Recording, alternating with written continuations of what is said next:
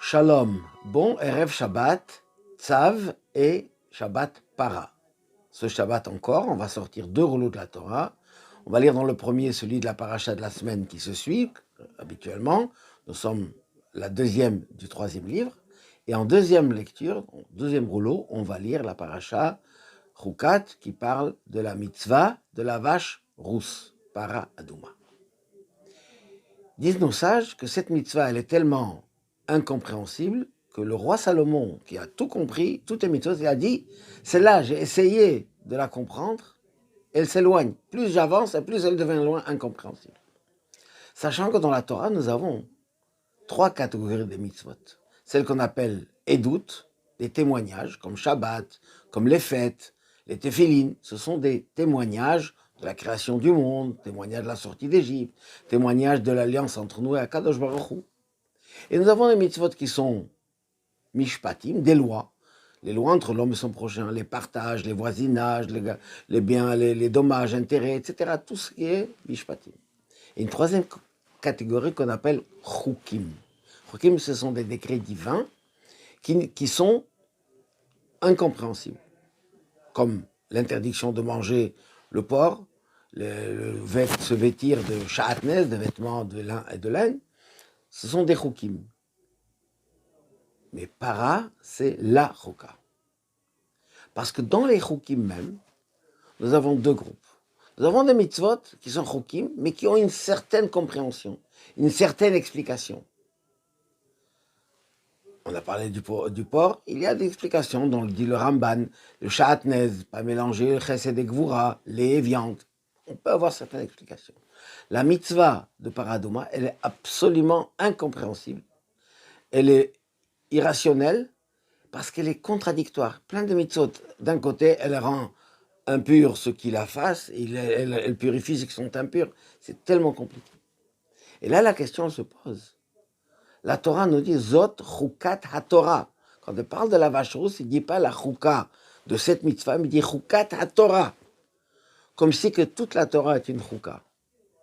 Comme si que toute la Torah fait partie des mitzvot qui sont incompréhensibles. Alors pourquoi? Parce qu'en réalité, c'est vrai, dans les 3 catégories, il y a certains qu'on comprend plus, qu'on comprend moins, qui sont rationnels, raisonnables, etc. Mais dans le fond, tout est chouka.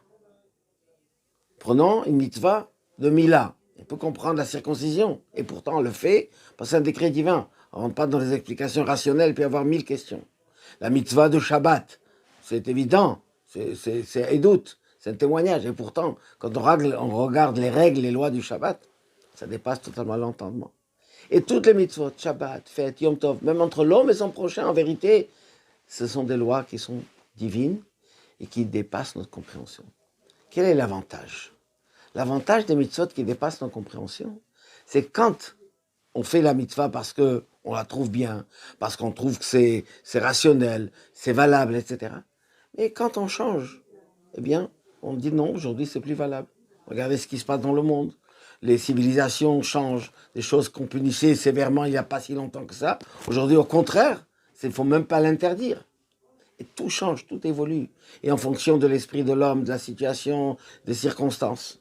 Et ça change. Et pas en mieux. Loin de là. Nous, la Torah, c'est chouka, ça ne bouge pas. C'est la Torah, elle est divine. Même le mitzvot qu'on comprend, on ne le fait pas parce qu'on comprend, parce que c'est Dieu qui nous ordonne. Donc, quelles que soient les situations, qu'on est soit 3000 ans dans le désert, ou bientôt Pessah, on va faire attention à la matzah comme il se doit, etc. Exactement. Parce que c'est quelque chose qui, notre raison, ne peut pas l'appréhender, parce qu'on passe au niveau divin. Dieu a voulu que nous dépassions notre raison, que nous dépassions notre compréhension. Donc même les mitzvot qu'on fait, il faut le faire avec compréhension, il faut chercher à comprendre, il faut étudier, il faut approfondir, etc. Mais la motivation principale, c'est Chukat HaTorah. C'est cette Torah qui nous donne cette Chouka, cette loi, qui nous permet de nous dépasser, d'être proche d'Akadosh Baruch Hu.